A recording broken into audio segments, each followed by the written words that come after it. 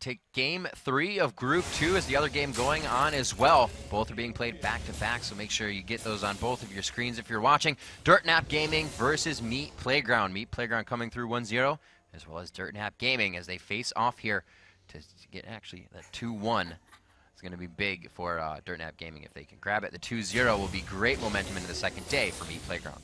Okay, let's see what these guys can do. Yeah, these teams looking for their second win of the day, man. This game, I mean, again, it just means the quarterfinal matchup. For those of you who didn't watch the extended pregame show, a win here means a spot in the top 8. This is huge for these guys. Dirtnap Gaming looking aggressive early on. Cho forced out. Yeah, this is the first time we've really seen it. But like we said, the second game, teams feel a bit more comfortable, and they're going to do a little bit more. So instead of that Wraith Ward that we usually see, they're going to be putting it down at blue.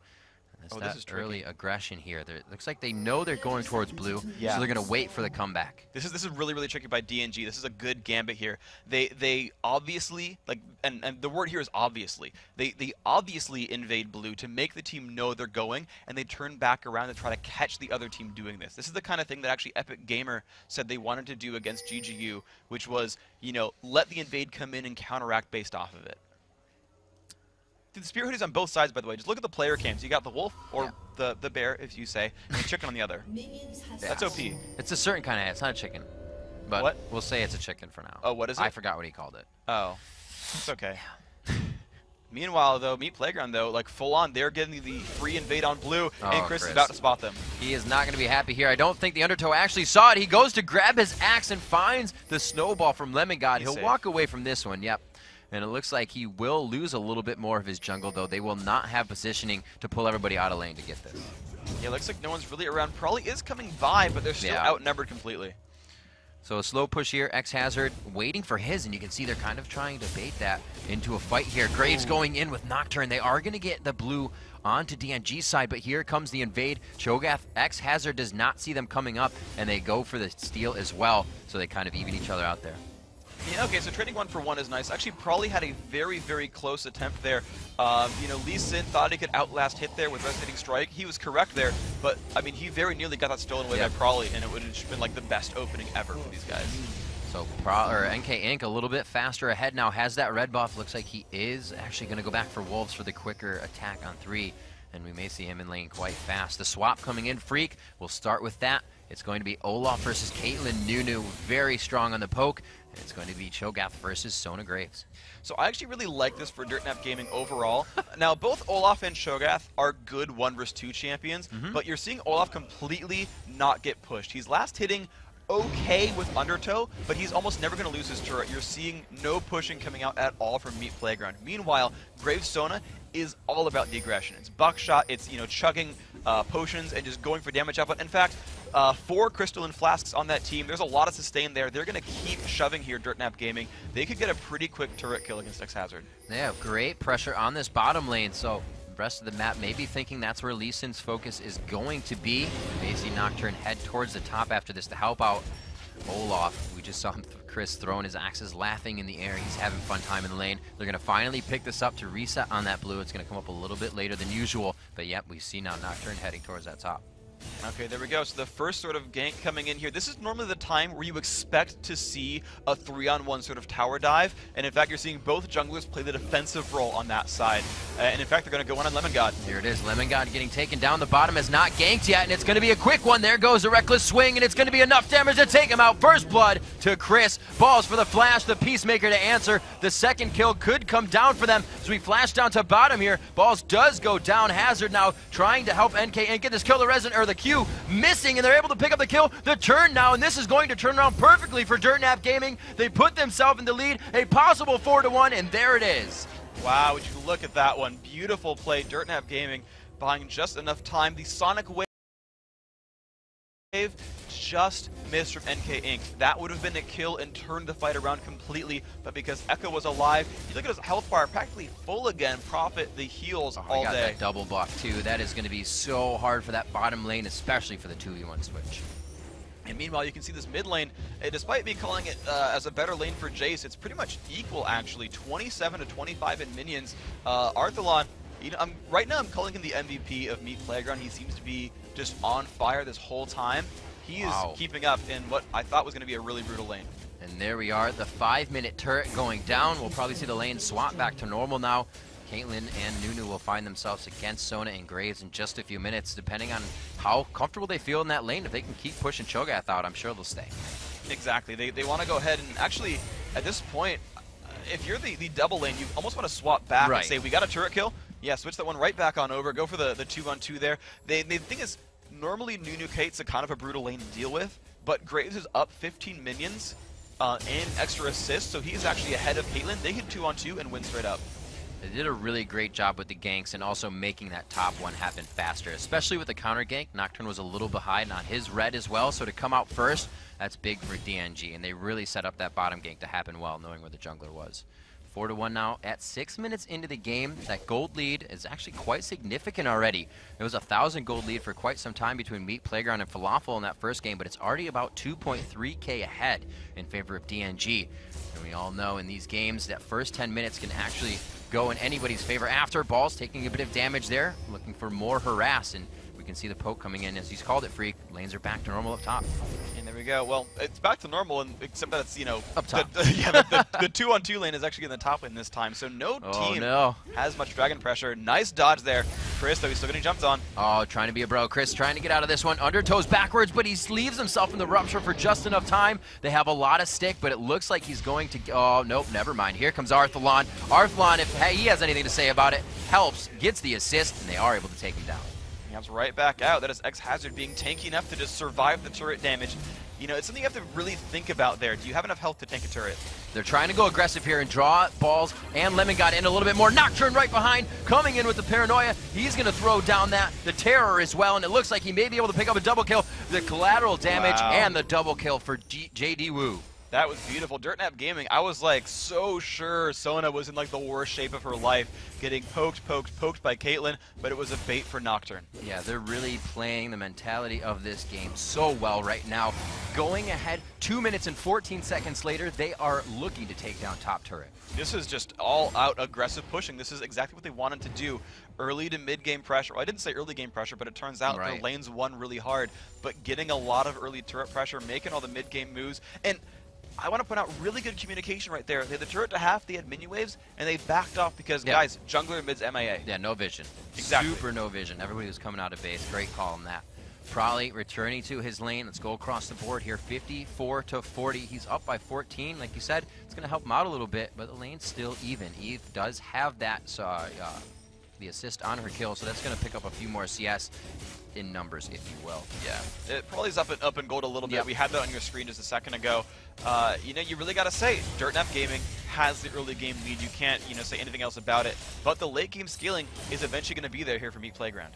X-Hazard again forced back, just trying to use his abilities to really farm right now. 62 in this game. Very aggressive play by DNG here. As they switch the lanes back, they're not going as hard on that turret. They did prep it a little bit, Freak, if they ever want to take it down, take a dragon, or lose a fight. So they're kind of giving themselves a lot of options and openings to do things here. That's absolutely true, and you're seeing actually the jungles go back to their respective teams as well. Arthalon just getting the golem buff, running himself back to lane. Probably actually making his own roam move here. He might just go for the Wraith Steal, but he actually might go for a gank. They did set up that top lane to start pushing down. If you look at the minions, it's actually going to start going down toward Dirtnap's turret, which will leave Caitlyn available. And there we go, they're going for the push. Crescendo comes in. Oh my god, absolutely obliterated. Lemon God, the second to go. Do they have what it takes? His blood boils on. It could get him out just in time. The power cord leaves him with about 50 HP, and they are going to have to back off. Ladies and gentlemen, if you're just joining us, 7-2 here, Dirtnap Gaming versus Meat Playground. Freak, a great game so far. All right, and we just got word that One Trick Ponies came through on that one, so whether you were on stream A the whole time, the winner here, once again, the winner of this game is moving through. Actually, Arthalon taking some punishment in mid, just making sure that's all okay. So once again, the winner here is coming out of the group, joining Fear and everyone else. Oh, Chris getting taken down bottom. This will be the second time he was dove. If he can make it out of this one alive, it's going to be a lot better of a situation, and that does not suck. He gets a kill for himself. X-Hazard, however, picks up the retribution. There we go, but you can just see how fearsome Chris is, and imagine him on Riven, his best champion. Oh my gosh. You already see him, you know, only 19 minions, had like the worst 1v2 of his life, and is still coming out turning up kills in these battles. He's having a pool party down there by himself. Probably just trying to push out this mid and continue to roam. That, like we said, that change of phase for him, just give him that movement speed, and he can go from lane to lane. Another turret being taken down here. They have wiped all 3 outer turrets in 10 minutes.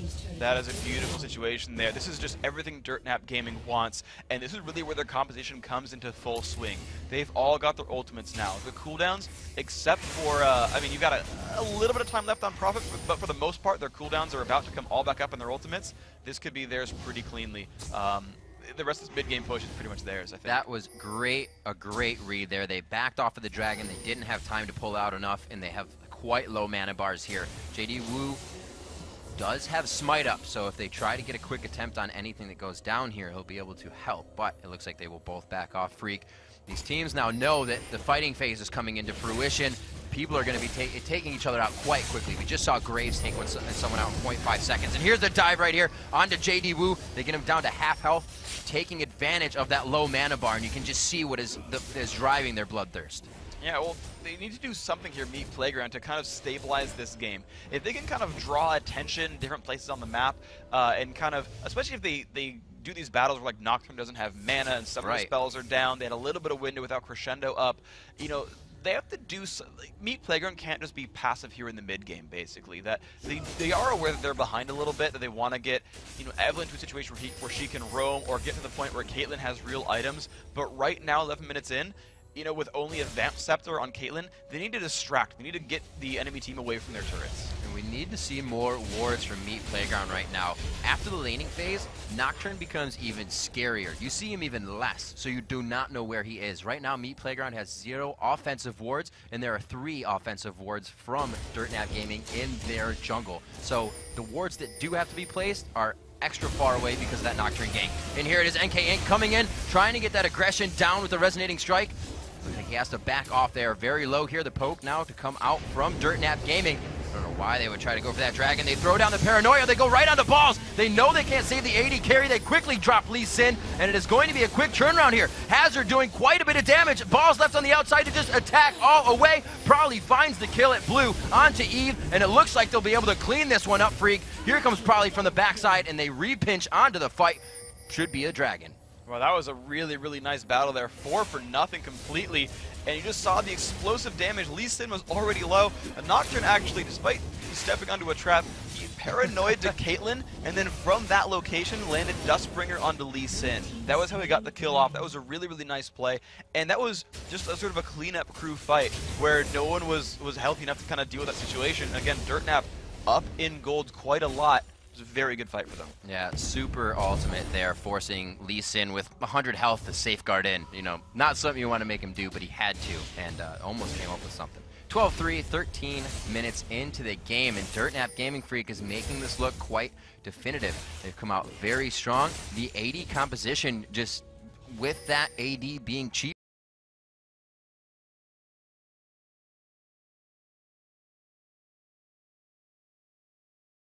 these guys are taking advantage. Exactly. It's one of the big changes of Season 3 was basically refactoring what different stats cost in the game. Attack speed became more expensive, attack damage became cheaper, and armor and magic just became more expensive. So being a pure damage source improved you, and especially if you were attack damage ability based. AD carries, people like Caitlyn and Graves, they were kind of more or less left the same. Yep. Because yeah, attack speed got worse, but so did armor, and attack damage got better. It kind of washes out. But guys like Olaf, guys like Nocturne, guys like Jace, they got a better situation out of it. We'll see the Bloodthirster being the favorite item right now for DNG. None of those Black Cleavers even being built towards, and we have the Phage being built onto Nocturne, so these guys are looking to keep the fights in their realm. They know they have a lot of chase to deal with here. There's a lot of fight disengage coming from Meat Playground and the Rupture, the Silence, the Caliber Net, and Lemon God doing whatever you can to slow the team. So I like the chase that DNG is putting on their team, or rather the slows. Absolutely. This is a team that is very much about, yeah, we can do some initial damage, but you have to make sure you can follow up. That is very, very important. You know, since none of them are like Evelynn or Katarina or Kha'Zix, where they get a kill and they just get closer to you as a result because their cooldowns come back. They need a way to actually chase you down, and you know, making that happen is really, really important.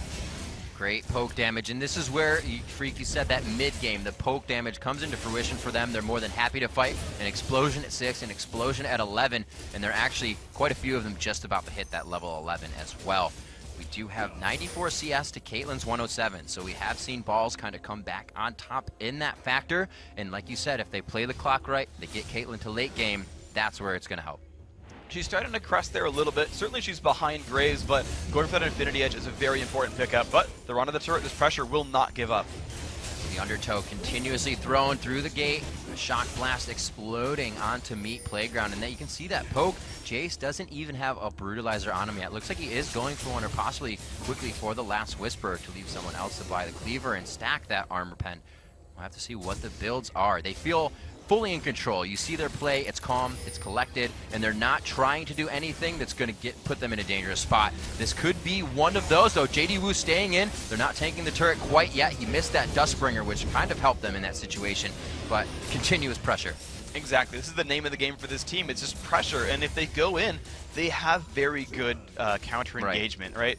If Meat Playground dives in, they have Sona's Crescendo, they have a face full of Buckshot from Graves, and honestly, they can always just run through that Jace gate as well. It is going to be very hard to pin down Dirtnap Gaming.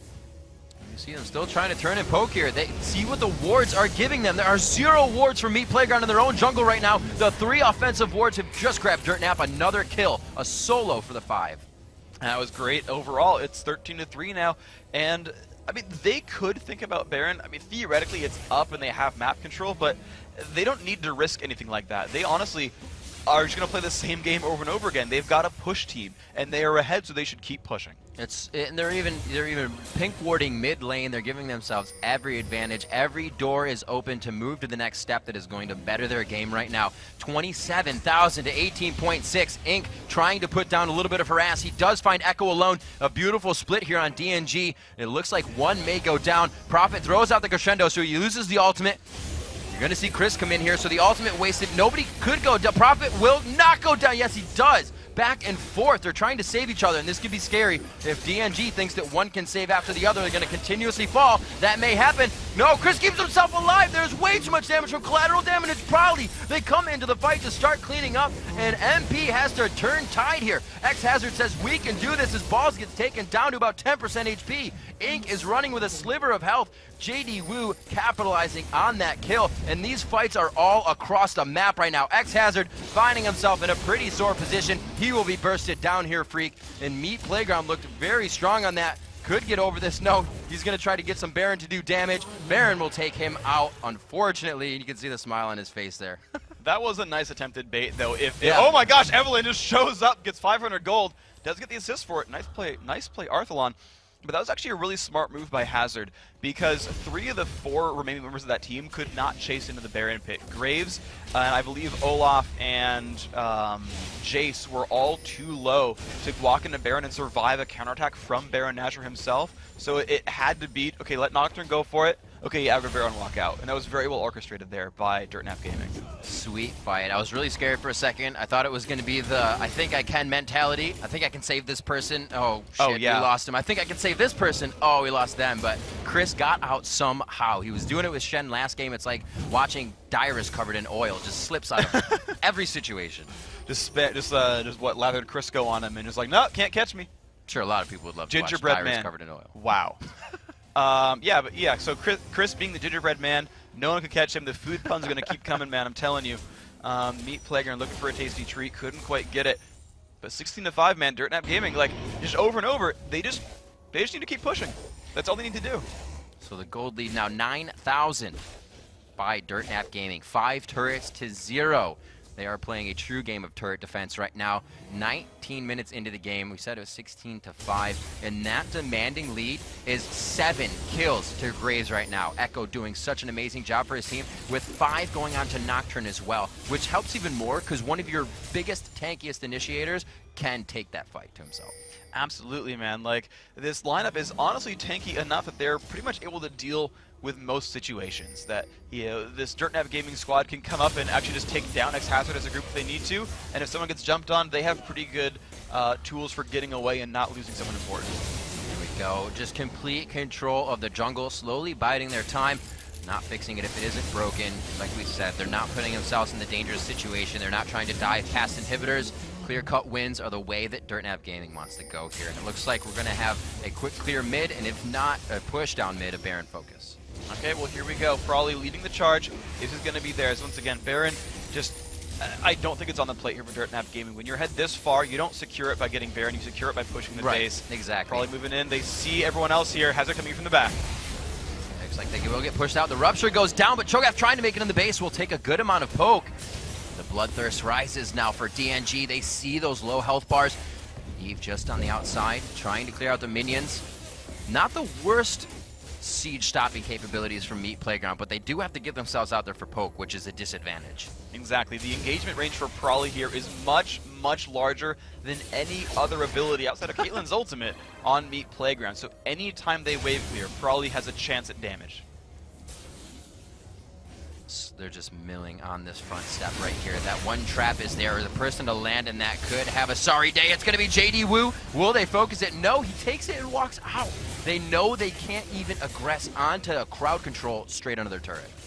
But I got to hand it to Dirtnap Gaming, though. Yeah, they do not want to dive on a turret here. Exactly what you just said. Like the patience there and the, not patience, but the word for regimen, like being able to control yourself properly, fill in the blank, whatever the word you're looking for. But, you know, being able to be reserved and say, no, we don't need to dive this. We know we're going to win if we play it smart and don't get reckless. That's what happens here. Now, Meat Playground, they've got one ace in the hole. Well, they've got two.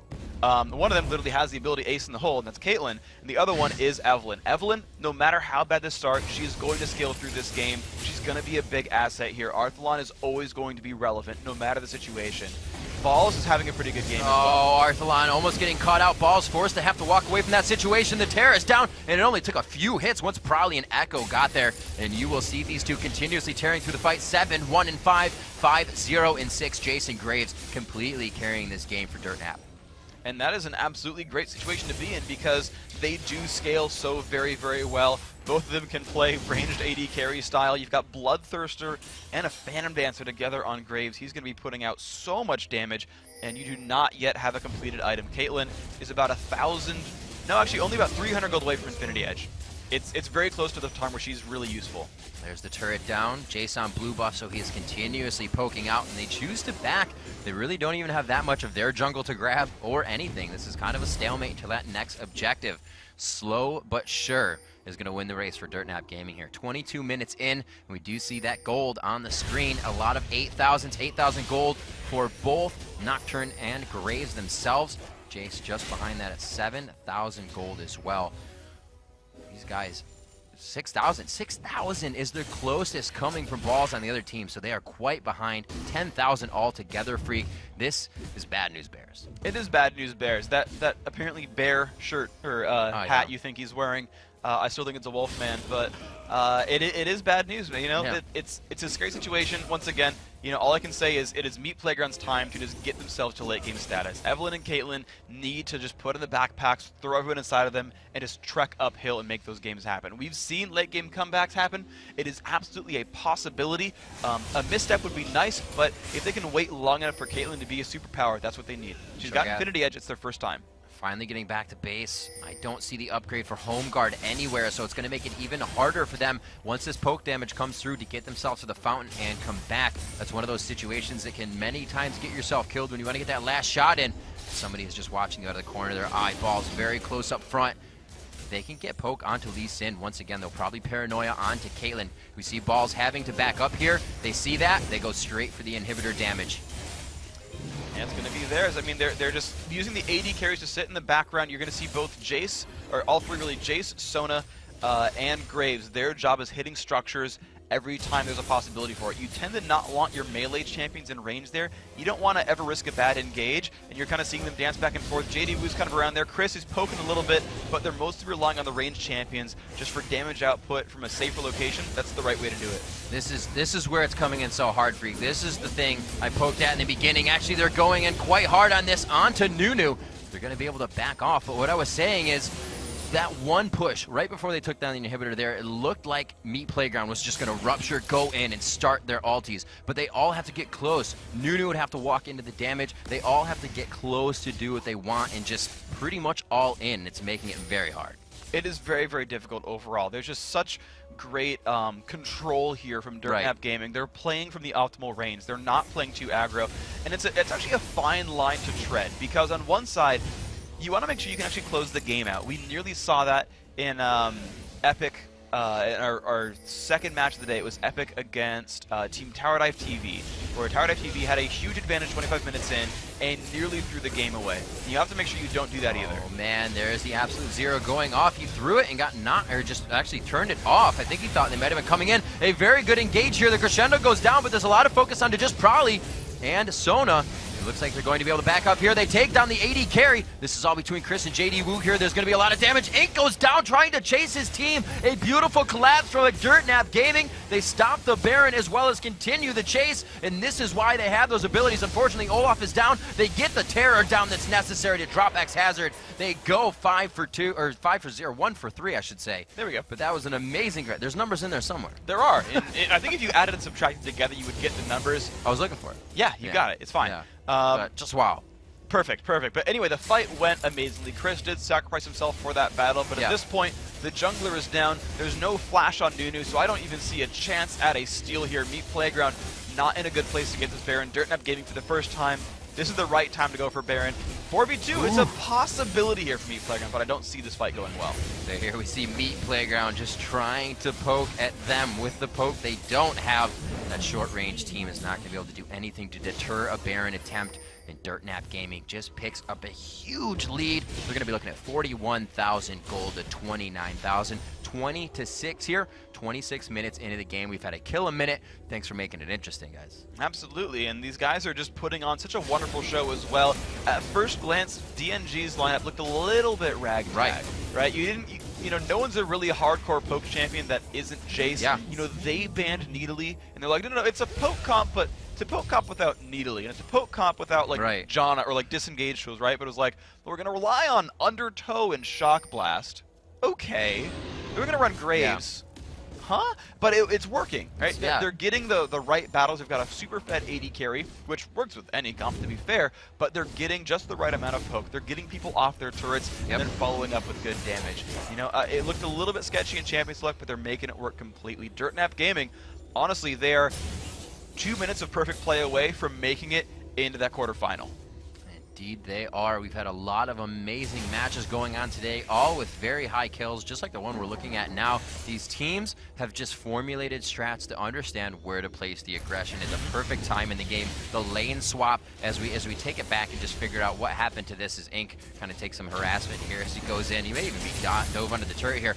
That shock blast missing, but they're not going to care. No. They decide to back off. But yeah, the beginning of this match, it was a swap, there was a steal, and the swap ultimately went in favor of Dirtnap Gaming. It really escalated it from that 3rd, 4th minute in the game. And the funny thing is, look at Chris. He's got 46 minion kills. He has probably got less gold than anyone else on his team, and it just does not matter. He has 46. We actually saw this happen, the Shen Xin lane in that first game that actually hurt Xin, but somehow Chris is making it through on this one. He's got himself the Glacial Shroud, and he went health to stop the burst that can come from this Meat Playground team, and he's mitigated it perfectly. We'll see them trying to go on this turret again, and Freak, as you said before, that peace of mind to not push yourself over the edge. This is actually really important there, because right now, they just blew Arthalon's ultimate. Evelyn, you know, the big burst tool, it's down, and now it's time for the sustain. They've got Baron buff and Sona, and Dirtnap Gaming is pretty healthy again. They're looking, JD Wu is just looking to get that terror on somebody. Tether him down with the fear. The rupture goes out. Chris takes that happily. Probably will be right there taking some damage. It looks like X Hazard wanted that, but the team called it back. So even Meat Playground communicating very quickly right now. Oh man, the poke once again. Its ball's getting dropped below half health, and that is not the best place for them. The inhibitor, they're going for it. A couple attacks to go, and that's now 2 inhibitors down. There's the crescendo going out. Do they try to capitalize? No, it's just going to be to disengage on this one. They've been partying at the front door of Meat Playground's base for the last 9 minutes, besides the Baron that they had to go and grab, and they're going to continue to do it after pushing this bottom wave.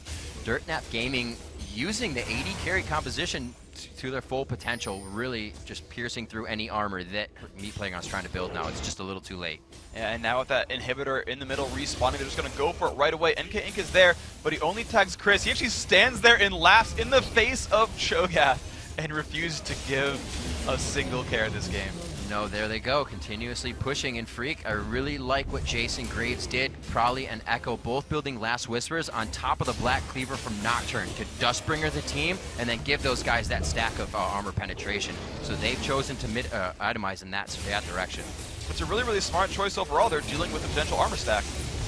And there it is, the dive in coming from Nocturne. Probably able to get a killing spree. Arthalon forced to flash out of the fight, and all of the summoners are used defensively for Meat Playground to save themselves. That is not going to win you the fight. Another kill coming up for Echo, trying to make it out alive. Blows the exhaust as well and makes it just out of the absolute zero. I think he flashed just for caution, but he was out. And they are going to take down the inhibitor for what looks like a definitive final push, Freak. And there we go, the last of the minions falling down. 3 inhibitors are gone. It's just a Caitlyn alone. She has good damage, but at this point, I don't think it's going to be enough. Drop below half health, exhausted. This is going to be theirs. Dirtnap Gaming, beautiful play by them. And there you go, Meat Playground does find themselves in that elimination position. The last Nexus turret goes down, an ace in the hole to solidify a kill for himself. As the game comes to an end, they are focusing right down on the inhibitor, and there you see, it is going to be Dirtnap Gaming coming up with a win as they go 2-1.